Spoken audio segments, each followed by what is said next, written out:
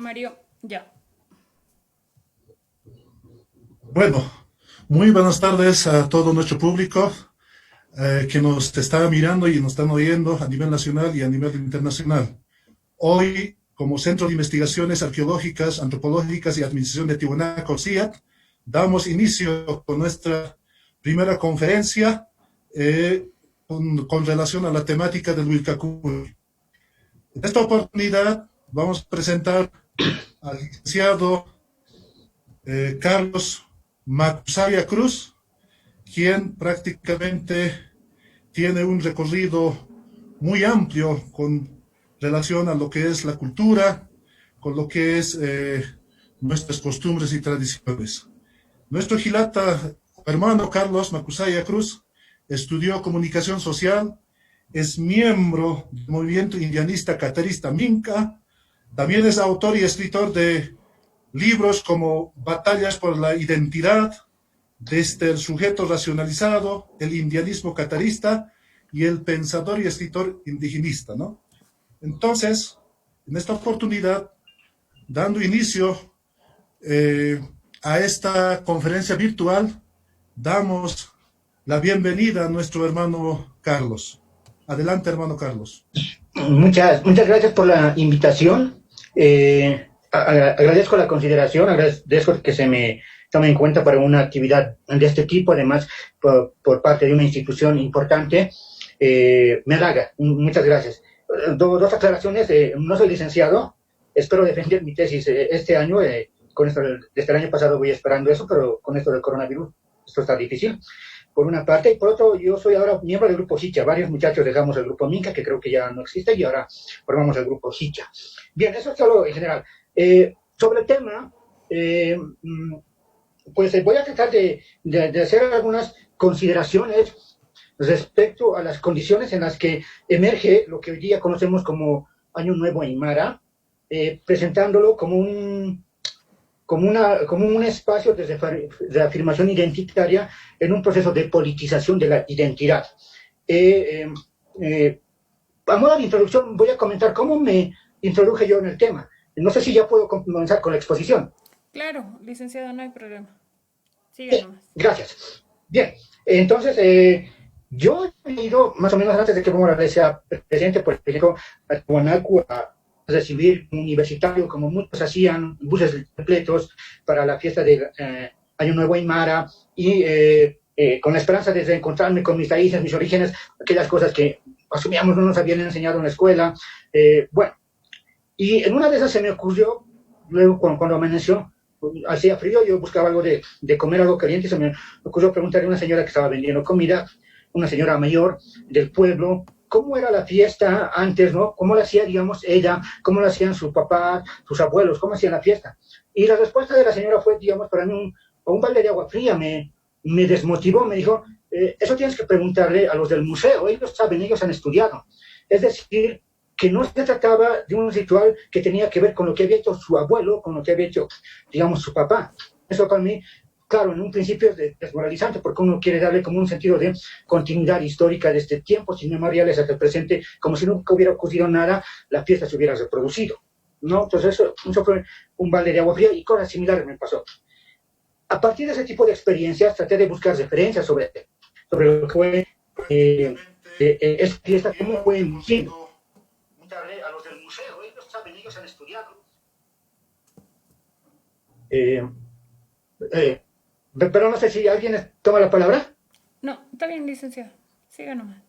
Bien, es que escuché algo por ahí. Bueno, bien, entonces, eso fue como me obligó a problematizarme, y ya había referencias, por ejemplo, en los primeros números del periódico Pucar había algunas referencias sobre el movimiento universitario Juliana Pazak, sobre cómo esto era una fiesta, una pequeña nota, recuerdo, en el periódico Pucar, cómo era una fiesta llevada adelante por jóvenes universitarios aymaras, quechuas que se habían atrevido, digamos, a restablecer algo que ellos consideraban ancestral. Bien. Con esas referencias, con esa problematización, y bueno, me fui moviendo de aquí para allá, tratando de reconstruir esa historia, y en ese sentido puedo decir que hay varios testimonios, y alguien que quiera hacer una investigación minuciosa al respecto, que hay pocas, debería considerar las versiones de los protagonistas, porque generalmente se habla de esto con una que otra versión muy sesgada. Por ejemplo, una de las más importantes que muestra cómo fue ese proceso es la de Germán Choquehuanca, su versión sobre esta fiesta. También está la de Moisés Gutiérrez, a quien yo entrevisté.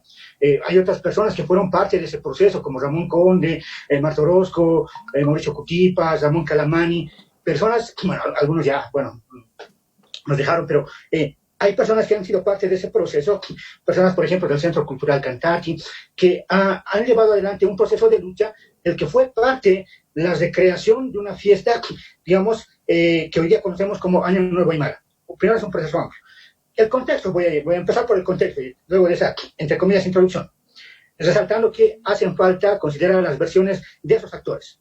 No, es muy importante tener varias versiones, porque todos suelen llevar el agua a su molino, y cada quien quiere ser la estrella de un partido, etcétera, etcétera. No, hay que verlos de manera bastante. Bien, el contexto me parece un primer punto importante. Se desarrolla a finales de los años 70 y se va consolidando en la década de los 80 esta fiesta. Y hay que considerar que en este tiempo, por ejemplo, ya en la segunda mitad de los años 80, en la dictadura de Banzer, incluso había intenciones, entre comillas, de importar blancos de Sudáfrica a Bolivia, porque en Sudáfrica se estaban dando movimientos de rebelión entre las poblaciones consideradas negras, y quienes dominaban esa población, los blancos, estaban buscando dónde escapar para vivir más o menos tranquilamente, sin ser cuestionados. Hubo una delegación de ese país que llegó a Bolivia, un diputado sudafricano, que incluso dice que Bolivia era muy parecida a Sudáfrica, con la diferencia, bueno, parecida porque ponían a los indígenas en su lugar, o sea, no ponían de igual a igual con los que gobernaban, con los que mandaban, y además, pero con la diferencia de que los bolivianos no lo decían de frente, como en África decían claramente que los negros tenían que ser un lado. Era una diferencia que encontraba. Estamos hablando de los años 70, no estamos hablando de hace 200 años, del tiempo de Tupac Katari. O sea, la evidencia del racismo era muy clara, y que inclusive un diputado sudafricano veía esa realidad del racismo en Bolivia. En ese contexto, el racismo en general, emergen los movimientos indianistas y cataristas politizando la identidad discriminada, la identidad menospreciada, lo que se consideraba lo inferior. Los que hablaban aymara, los que tenían cierto color de piel, los que tenían ciertos rasgos culturales, ciertos rasgos físicos, eran considerados los inferiores, ¿no? Y entonces va a haber un proceso de politización en el que se va a plantear la idea de que esos considerados inferiores pueden gobernar el país, no solo que pueden, tienen que hacerlo porque son mayoría, y es legítimo que lo hagan. En ese tiempo, ese tipo de ideas eran consideradas una locura. Como hay gente que pensaba, ¿cómo a estos indios, a estos seres inferiores, se les ocurre gobernar el país? En ese contexto luchan estos jóvenes, en ese contexto de rechazo. Una anécdota que me parece importante para graficar cuál era la situación, porque hoy día podemos creer que es como que muy fácil decir a alguien, soy o no indígena. No era así en ese tiempo. Se habían formado el movimiento indianista catarí, el movimiento indio Tupac Katari y el movimiento revolucionario Tupac Katari, MRTK-L y el MICA. Y participaron de diferente manera en los procesos electorales de 1978, 79 y 80. Y en una de esas campañas que desarrollan, lo sé yo por algunas entrevistas que hice, cuenta una de las anécdotas cuando uno de los candidatos indios a la presidencia está haciendo la campaña en un pueblo. Alguien le interrumpe desde el público en una plaza y dice, pero ¿cómo voy a votar por vos si como yo no más eres? Es decir, esa persona interrumpe a alguien que lo considera como igual. No hubiera interrumpido un Clara, por ejemplo, ¿no? Interrumpe a alguien que lo considera como igual y que sería incapaz de gobernar el país. ¿Cómo puede ser candidato? Era un escenario, no solo movimientos indianistas y cataristas tenían que enfrentar el rechazo, digámoslo así, en el lenguaje indianista de los Caras, sino además tenían que enfrentar el rechazo inclusive de su propia gente, que había asumido que eran inferiores y que no podían gobernar. Bueno, ese fue el contexto general en el que se desarrolló, digamos, estos movimientos en los que tiene que ver la fiesta de lo que hoy conocemos como Año Nuevo Aymara. Pero de todos esos movimientos, lo fundamental, porque hay varios actores, hay muchos vinculados al sindicalismo campesino, otro tipo de actividades, pero los que van a resaltar en esta fiesta van a ser los jóvenes universitarios que van a formar, algunos le llaman la segunda generación del movimiento universitario Juliana Pasa. La primera se había formado a finales de 1969, un par de estudiantes, que en ese tiempo era raro que una persona de piel morena esté en la universidad. Por ejemplo, cuentan algunas de esas personas que los miraban como bichos raros en un curso. Un indio entrando a un aula, estudiando en la universidad. formaron el movimiento universitario Juliana Pasa en su primera generación en el 1969. Pero estos muchachos de esta nueva generación, en los 70, van a formar una nueva generación, el movimiento universitario Juliana Pasa, y entre ellos se van a desarrollar distintas iniciativas. Por ejemplo, van a luchar porque las personas jóvenes estudiantes del área rural tengan, por ejemplo, una beca comedor, y van a formar el Centro de Estudiantes Campesinos, el CEC. Claro, había estudiantes que, digamos, participaban de esas actividades, que no habían nacido en el área rural, tenían origen aymara, pero habían nacido en el área urbana, cuenta de Moisés Gutiérrez de Germán Choquehuanca, y, por ejemplo, no se podían beneficiar de la beca comedor, porque un tema importante era el haber nacido en el área rural. Bueno, entonces, esa es también parte de una lucha en ese contexto, formar el Centro de Estudiantes Campesinos, o participar en elecciones a la FUL. Inclusive hay testimonios que cuentan cuando estos muchachos participaban en elecciones a la FUL en aquellos años. Ojo, consideran que en ese tiempo decirse indígena era una vergüenza. Y grupos que pueden hoy día decirse revolucionarios, marxistas de izquierda, inclusive usaban el término muja, que era el nombre del movimiento universitario Juliana Pasa, conformado por estudiantes de origen aymara, usaban como burla. Miren, ahí está un muja, como insulto. Así se usaba. Ese era el escenario que vivieron estos muchachos. No fue fácil, desde luego. Entre sus distintas iniciativas, desde cuestionar la historia oficial boliviana, desde enarbolar símbolos que hoy día nos parecen normal levantar, como la huipala, que era rechazado por otros sectores en ese tiempo, porque unos creían que la bandera tenía que ser nomás la roja, amarillo y verde, u otros creían que la bandera tenía que ser la roja, la bandera, digamos, que representaba los ideales marxistas, y que la huipala para unos era, digamos, una bandera extranjera, para quienes defendían la bandera boliviana, o que para los marxistas era el símbolo de los agentes del imperialismo. Era un escenario complicado. Eso me interesa remarcar. Hoy día puede parecer sencillo, pero no fue así. Fue un escenario difícil para estos muchachos. Entre sus distintas iniciativas, una de ellas va a ser llevar adelante lo que hoy conocemos como una ceremonia como el Wilcacuti, pero lo van a llevar adelante como un año nuevo indio, en general, tratando digamos, yendo más allá de las diferencias étnico-lingüísticas, organizaciones incluso de distribución territorial de las poblaciones consideradas indias. La van a llevar adelante, y ahí lo que hay que tener en cuenta es que es una iniciativa política, no es una iniciativa de personas que estén preocupadas en satisfacer los requerimientos de la academia, en tener una rigurosidad sobre las cosas que estén afirmando, sobre, por ejemplo, la antigüedad de la fiesta, sobre unir una palabra aymara con otra quechua, sobre vincularlo con, digamos, algún elemento maya. No. Académicamente eso se les puede cuestionar. Se puede ver muchas cosas que son insostenibles en la manera que van a desarrollar ellos, pero lo fundamental es, desde mi punto de vista, no es académico, no es, digamos, lo verdadero, los elementos que pueden solventar aquel tipo de iniciativa, sino la intención política. Lo que estaban haciendo estos muchachos, más allá simplemente de la fiesta, siendo parte de otros movimientos que estaban buscando perfilar al indio como sujeto político, lo que en ese tiempo era, digamos, absurdo para muchos. Eso que estaban haciendo era un elemento movilizador y constituía a ese tipo de fiesta, a ese tipo de celebración, como otros espacios, en un espacio de afirmación identitaria. Pues en tanto ellos, como estudiantes aymaras y quechos en la universidad, se les negaba, se los discriminaba, ellos formaron sus propios espacios donde podían decir, nosotros somos esto, pero además queremos esto. Eso representa, desde mi punto de vista, más allá de la precisión, de la rigurosidad que no se les puede exigir, no eran profesionales en investigación, estaban muchos viniendo del área rural, donde hay precariedad en la educación, o de las villas de la ciudad de La Paz, donde igual las condiciones de la educación son pobrísimas, porque el Estado racializa la educación, o sea, entre más cerca del área rural, pues la educación. Usted les puede decir rigurosidad académica, lo que sí se puede destacar es la voluntad política de levantar el espíritu, el orgullo de la población de origen aymara, que en esos años se avergonzaba de su origen. No cambian en muchos aspectos, pero ese, digamos, es su mérito. Finalmente, para ceder la palabra a otros participantes, me interesa destacar algo de esto para ver, digamos, problematizarlo. Hay una fiesta muy importante que es la que mueve más población en el mundo, del área urbana al área rural, en el mundo. Porque se trata de una fiesta arraigada, muy tradicional, que responde a áreas rurales en China. El Año Nuevo Chino, ¿no? Que está basado en un calendario lunar. A diferencia, digamos, de lo inca, que es un calendario solar, o en los aymaras, a diferencia del calendario inca, calendario lunar, similar al chino. ¿Qué quiero rescatar de esto o resaltar para problematizarnos? si es importante o no. En segundo lugar, que sea o no auténtica la fiesta. En primer lugar, la gente en China vuelve a su pueblo. Este año no pudo suceder como antes porque se vino lo del COVID, pero vuelve a su pueblo en tal cantidad respecto a una fiesta que está muy arraigada. La practicó el papá, la practicó el abuelo, o sea, se mueve tradicionalmente. Veamos que en el año nuevo, Aymara, desde que yo lo conozco, todos íbamos a Tiahuanaco, todos los jóvenes, porque mi papá, mis vecinos, las otras personas que conocían de origen, venían de provincias, nadie volvía a su pueblo, porque no era una fiesta que la desarrollaban en su pueblo, era una iniciativa surgida entre estudiantes universitarios de origen aymara, pero en el área urbana, que volvían a un centro específico, Tiahuanaco. Este es un elemento para ver, digamos, realmente cuál arraigado está esto en sus orígenes. Sin embargo, a la vez también podemos hacer un contraste.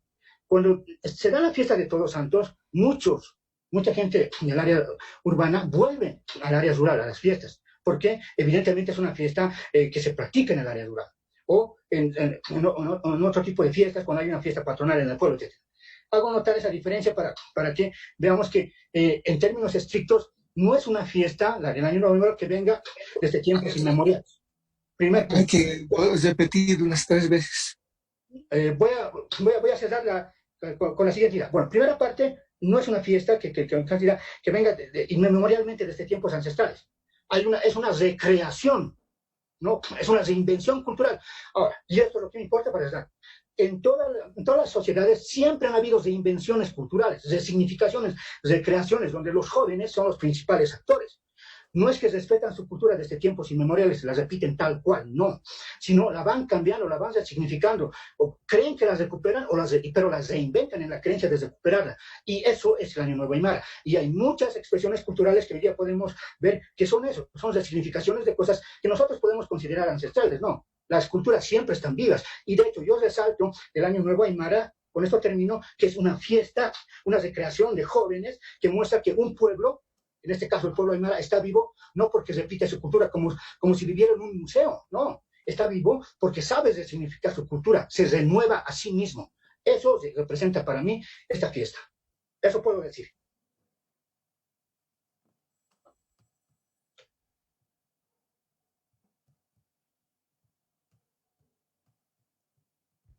Muchísimas gracias, Carlos. Por favor, quisiera, Mario, si tenemos algunas preguntas de los que están conectados, por favor. Sí, invitamos a la audiencia si tenemos preguntas con respecto a lo vertido por nuestro hermano Carlos. Aclarar también de que el tema de Carlos es justamente lo que titula Apuntes políticos del surgimiento del Año Nuevo Aymara.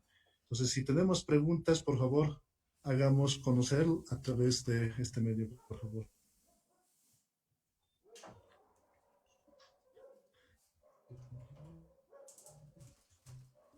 Si tenemos preguntas, por favor, continuamos, hermano Carlos, con la presentación. Bueno, por mi parte es todo lo que preparé. Agradezco la invitación y pues yo dispuesto a colaborar si hay otra ocasión para otro tipo de temas que más o menos yo trabajo, que tienen que ver con la identidad en los espacios urbanos, entre jóvenes migrantes y, digamos, o que nacieron. Yo agradezco, insisto, la invitación y pues espero también que la público le haya sido útil al público lo que he dicho, o que si, bueno, puedo ahí tener, como cualquier persona, equivocaciones o ser, digamos, exagerado en algunos aspectos. Bueno, es algo que se puede ir transformando, que se puede ir, digamos, reflexionando en el camino, y siempre es importante compartir las ideas para reflexionarlas. Agradezco, insisto, la invitación. Muchas gracias, hermano Carlos. Ya.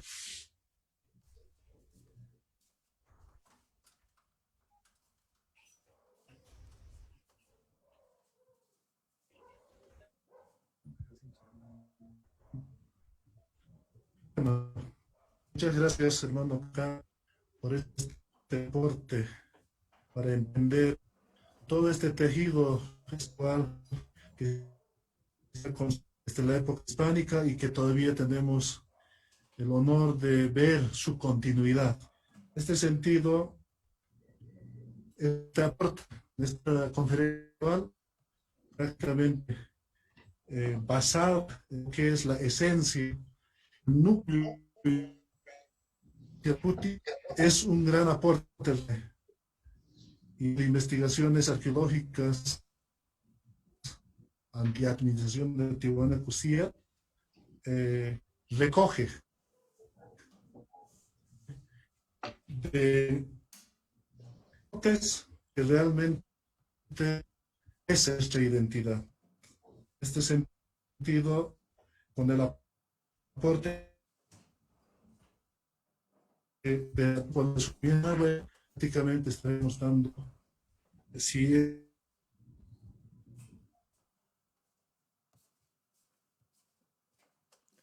Bueno, tenemos un poquito de interferencia. Como comprenderán, nuestros compañeros están en Tiwanaku, así que la red ha ido bajando, ¿no? Pero por favor, me gustaría iniciar la siguiente conferencia de manera puntual para que tengamos también tiempo para las respectivas preguntas que podrían haber y si es que también hubiese alguna otra duda, ¿no?, que se tenga. Pero ahorita tenemos solamente 2 minutos con 55, así que por favor, la siguiente conferencia se va a reanudar a las 8:45. Por favor, síganos.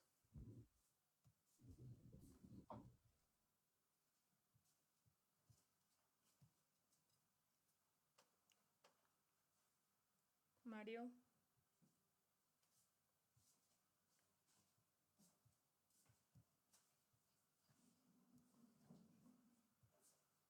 Bueno, nuevamente muchísimas gracias, Carlos.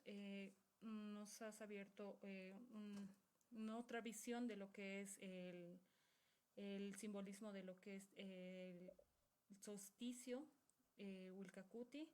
Y muchísimas gracias por aceptar esta conferencia. Por favor, en 5 minutos nos volvemos a unir para la siguiente conferencia. Gracias.